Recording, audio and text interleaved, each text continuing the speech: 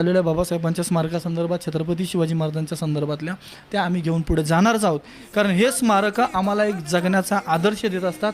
बाबासाहेबांचं एक वाक्य होतं ते आपण लक्षात घेतलं पाहिजे. माणूस इतिहासातून प्रेरणा घेऊन भविष्याचा वेध घेऊन वर्तमानात वाटचाल करतो, त्याचवेळी त्याचं भविष्य उज्ज्वल असतं.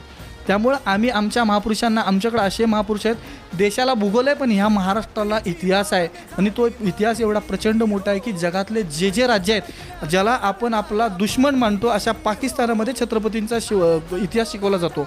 व्हिएतनामसारख्या राष्ट्राला, छोटंसं राज्य आहे, अमेरिकेला पुरून उरलं का, तर त्यांनी छत्रपतींचा आदर्श डोळ्यासमोर ठेवला.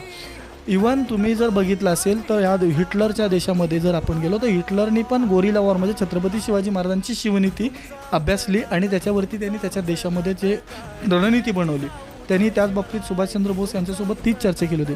म्हणजे जगातल्या वेगवेगळ्या देशांनी छत्रपतींचा आदर्श घेतला, पण महाराष्ट्राचं आपल्या लोकांचं दुर्दैव असं आहे की ह्या महाराष्ट्रामध्ये आपण राहून त्या छत्रपतींचा आदर्श आपण घेऊ शकलो नाही. याच्या पुढची शोकांतिका दुसरी कुठलीही नाही.